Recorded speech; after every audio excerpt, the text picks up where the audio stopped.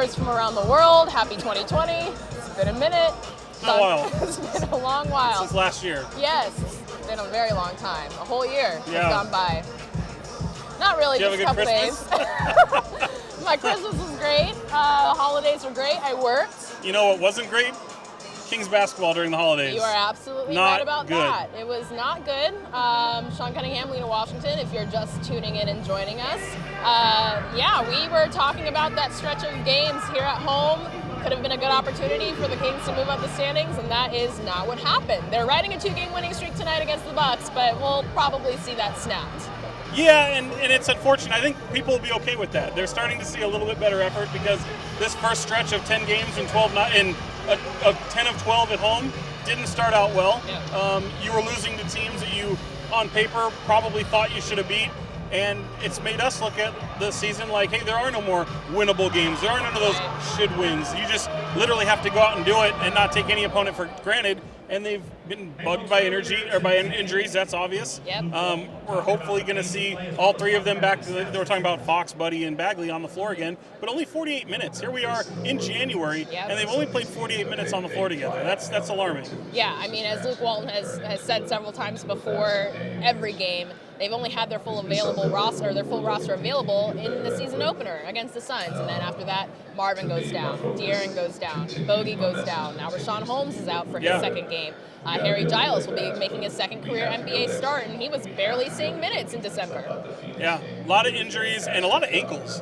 Yes. And oh, by the way, as we record this right now on Friday before they play the Milwaukee Bucks, just one of the best teams in the NBA. The best team in the NBA. They also have a flu bug going around. Oh, yes. Like the whole locker room has been infected by Bogey's cold.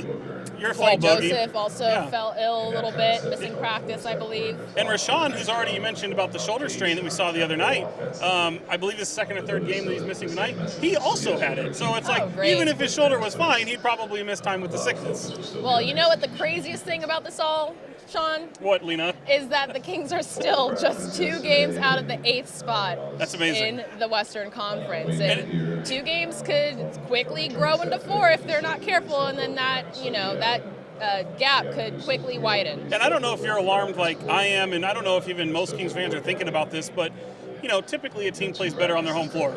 Not the case for the Kings. They're a much better road team. Example, that game in Phoenix, again, coming back from 20 down. Yes. You're beat, you're dilapidated, and you come back and sneak out a win. I don't know how that happened. De'Aaron Fox was obviously incredible, but the home court has not served Sacramento well. I don't know why that is, because the crowd has certainly done their part. The crowds there have been absolutely fantastic. They've shown some emotion. They've shown some displeasure at this team, as they should. And I think you have the second most home games the rest of the way. So you would think, look, there's room to get better. There's room to get right. And obviously, look, you get a couple pieces back. You get, a healthy Marvin Bagley. Yes. Bogdanovic gets on there. Anything can change. You've kept yourself in the conversation. But my concern is you haven't played well at home. Have you already pissed away, for lack of a better term, some of those opportunities? Yep. I don't know how. To me, it feels like they have. The West is so top-heavy. Look, 1 through 6 is already solidified. Sure. That's not really going to change. 7 is probably solidified. 8 is wide open for the taking, but 7, it seems like half the league is involved. Yes, so it's going to be crucial for the Kings to lock in, and they have found a way to win games shorthanded throughout the season, but as you mentioned, they've lost a lot of winnable games, getting swept by the Hornets, losing to the Grizzlies. Things like that have cost them in the long run. When we look at the records in March, even in a couple weeks when the trade deadline comes up, this team can look a whole lot different, and as we saw last year, that changed the whole dynamic, the whole progression of this team that was in the playoff chase at that point. So it should be very interesting to see what kind of transpires. Already the Kings are in the rumor mill with the Lakers and Kyle Kuzma's name being thrown out there. I don't see that one happening. By the way, the Kings and Lakers have never made a trade. In the history of the NBA, as long as the Sacramento Kings have been the Sacramento Kings, there has never been a transaction between the Lakers and the Kings.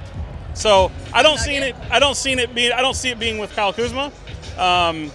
Bogey is certainly a piece, though, I think that is going to be in the mix of trade discussion, rightfully so. Restricted free agent, but I think the Kings' asking price might be a little bit too high, particularly because of where they feel they sit this summer as a restricted free agent. So they kind of hold all the cards. Bogey's already turned down the extension, rightfully so. He wants to see what plays out. He wants to test the waters. But other guys like Dwayne Dedman, who has gone on record and actually got fined to the tune of 50 G's, demanding a trade out of Sacramento, and all of a sudden, because of injuries, finds himself back in the rotation. Yep. And I never thought I'd say this after we saw him play himself out of the rotation. They don't win that game against Phoenix without Dwayne Dedmon. Absolutely not. And what a turnaround that was, to not see Dwayne Dedmon playing for weeks, and then he becomes a crucial piece in that win in Phoenix. Yeah, and to that point too. And then it's like, okay, you got Atlanta reportedly interested in his services to bring him back. Oh, wow. Obviously, Sacramento gave him a lot of money. He's got a very movable contract in the sense of years. The money is a little bit weird, but from what I've heard, the Kings want a first-round pick for Dwayne Dedmon. I just don't see it. Well, that's fair. You definitely, for that money, for bringing somebody in on the offseason, you need some kind of return. But do you see the kind of, I guess, shift, the kind of movement that we saw last year? Last year was very active, and that kind of changed the course of this team, so much so that might have led to the firing of Dave Yeager. But do you see as much activity come February? Yeah, I do, just because of how many teams that are hovering around that 8 seed that some of them should probably start selling. New Orleans is one of them. They should probably start selling some of their pieces. Sure. Let Zion Williamson rest, or even let him come out and play. But look, you're not contending for the playoff spot. That's going to be what it is. Right. The Kings should be one of those teams, because of the playoff absence, that probably should be sellers. My only concern, playing the cynic that I am, the Sacramento Kings fan that you are. Look, this hasn't gone well. You could argue that the Kings haven't drafted that well. You could argue that this offseason wasn't great for Kings acquisitions. Mm-hmm. Do you allow Vlade to be aggressive and make some sort of move to push for the playoffs? I don't know. I'm not so sure there.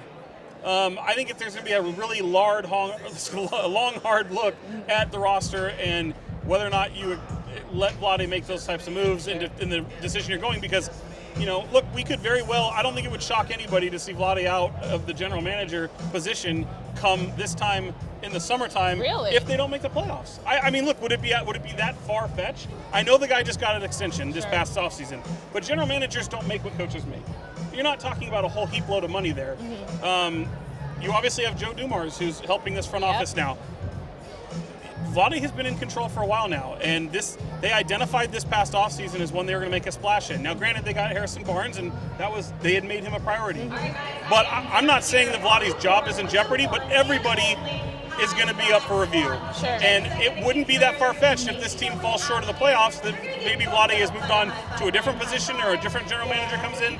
I think those types of that type of chatter will persist as the season goes on. If they make the playoffs, hopefully that goes away and everything's hunky-dory.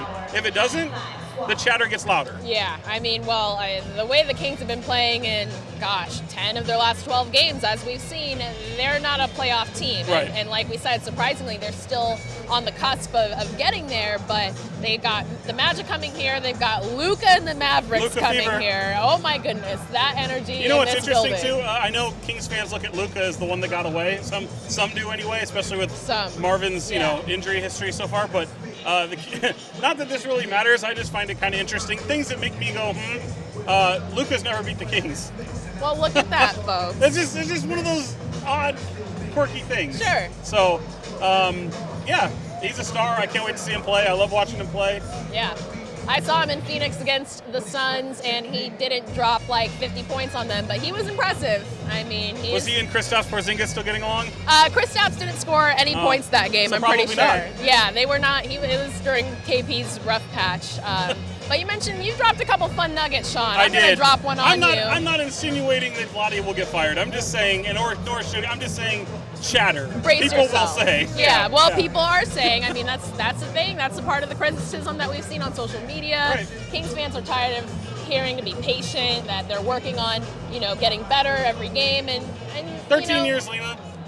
You haven't been in the upper echelon of the league in 13 years. Well, the top half. Yeah, well, we're going to see, no matter how the Kings are playing, if they make the playoffs or not, fans are out here, they're on the court, they're excited, they're going to welcome them on the floor here. But not only are the Bucks here tonight, which is a huge draw for the crowd here, but if you're into music, rapping, maybe even skateboarding, there's a well-known artist by the name of Lupe Fiasco in the building. Yeah. He will be performing during halftime, and you had a chance to kind of sit in on a very special Q&A meet and greet with some local kids here. And in all fairness, he's like one of my favorite artists, and it's it is weird, but it was great.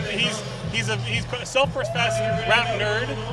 I think is appropriate. Loves talking to youth, and had some really strong messages to some of these kids who are writers, aspiring artists, but also rappers as well. And he's got a big presence. It's been a decade. I mean, you were talking about it on social media that when his Kick Push record was big in Food and Liquor, which he's now touring on again, 13 years later, Kings were a playoff team, and they haven't made it. So I can't wait. I don't know that it's I think for him it's just a gearing up toward his new tour, but I can't wait to see him. I mean, they've had a lot of artists in here. This is probably the one I'm looking most forward to. Yeah, they've had a pretty impressive lineup of artists to come and perform in the arena, outside the arena. I mean, Lil Jon's been here several times. Yeah. Sweetie of Sacramento, she's Sacramento native, Bay Area native. You might have heard her song over the summer on the radio once or twice. Every 5 minutes. Yeah, but it's very exciting. And like you mentioned, the Kings haven't made the playoffs since Lupe Fiasco dropped his first single. And fun fact is, the day that he released Kick Push, which became his huge blow-up single, the Kings beat the Seattle Supersonics. So it's been that long since the Thunder NBA basketball was in Seattle. Right, yeah. Crazy. So just a fun little nugget I Googled on the internet earlier this week. And Sacramento, I think, is a cool thing for him because they kicked off the Glow in the Dark tour. Kanye, Rihanna, NERD, and him. And when he took the stage, and I was at that show, the entire building was sold out at Arco Arena. For an opener. For an opener to that bill, which I actually have the poster of, because that tour was so great. Yeah. I think you said you saw it. I saw it. You saw it with Kelly Clarkson. Right? No. That was Jay-Z and Kelly Clarkson. Okay. And Third Eye Blind and the Veronicas. Yeah. But I did see that Glow in the Dark tour. There was no Rihanna, but I saw it in Tucson, actually, at the McHale Center. And it was... I mean, before Kanye was Kanye, just fresh off graduation, it was incredible. And Lupe Fiasco. Or back when Kanye was Kanye. Back when, he was not holding Sunday service every week. But Lupe Fiasco sure to put on a great show. Let's hope that the Kings and the Bucks do the same. I mean, you got Giannis Antetokounmpo in the building. Oh boy. I mean, you've got a whole contingent of Green over here. Yeah. The Greek Orthodox Church is performing the national anthem, so I don't know if maybe that's a play. Where does he rank for you? Best player in the league or no? I wouldn't say he's the best. He's up there. I still think LeBron is the best player in the league, but I mean, in terms of when the changing of the guard happens, it's gotta be Giannis. I feel like it's already happened, but But I mean, look, LeBron's incredible. I just feel that I kind of feel like he's got it. I mean, Giannis is the future of the NBA, and unbelievable. What an unbelievable talent. And what a great personality. I mean, his story, him and his brothers, I mean, you can't write that kind of NBA storyline. I'm not a wrestling fan, but I love the WWE stuff that they do before they take the floor. Brings up the Cobra with his hand, and really it's Robin Lopez that takes the brunt of it all. Yeah. Poor guy. Yeah. Oh gosh, the Lopez brothers, they're great. And with the Bucks coming to town, that also means a homecoming for Capital Christian High School product, Sacramento native DJ Wilson, played at Michigan for some time. He's been with the Bucks. We saw him in action at Summer League in Las Vegas the last couple seasons. He looked good too. Yeah, absolutely. So we might even see him getting some playing time depending on how the Bucks handle the Kings tonight. And the return of George Hill. Absolutely. Yeah. The return of George Hill. He was Kings fans remember him. They didn't like him very much. They didn't. He got paid a lot of money to come and play and head to Cleveland. Highest paid King ever at one time. That's amazing. It never happened. That's crazy. Well, it's sure to be a good show tonight. I'm going to go with Bucks by... I'll say the Kings battle back from a double-digit deficit, but still lose by 8. 8? Yeah. I'll take the over and say that the Bucks win by 12. Okay. But I think it's going to be competitive. I wonder, I know Giannis has had a little bit of a lower back. I wonder if they look to try to rest him a little bit. I don't know. Mike Budenholzer doesn't believe in a lot of rest, so we'll see. Yeah, I mean, and this Kings team, again, they've been playing shorthanded since the season opener, but they have found ways to win. They've found ways to come back from deficits. More often than not, they're on the losing side of that comeback still, but they're competing. They're not rolling over. They're still finding a way to kind of get better. As you put them in the top three in the league? The Bucks? Yeah. Oh yeah. Yeah, I think it's both LA teams, the Bucks, and then a bit of a gap between them. There's a bit of a fall. Yeah. Yeah. Then the Nuggets, the Raptors are still hanging in. But, I mean, it seems like those three teams, what's Right. going on down south, and then what's going on in Milwaukee is what we're going to be talking about in April. Right. So, there you have it, folks. There you go. Well, be sure, if you haven't already subscribed, if you're watching this on the ABC 10 YouTube channel, we have a whole new platform for more stuff like this, more sports content. It's called Hella Sports. With that name, we're obviously NorCal-centric, but we do talk about more national storylines. We've got some UFC coverage.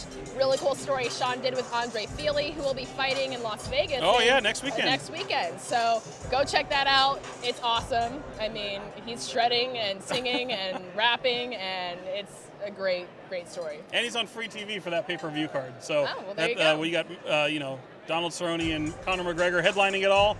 He'll be on the free part of the ESPN portion. Check it out. He's a very fun, entertaining fighter. Absolutely. So, Hella Sports on YouTube, Instagram, Twitter.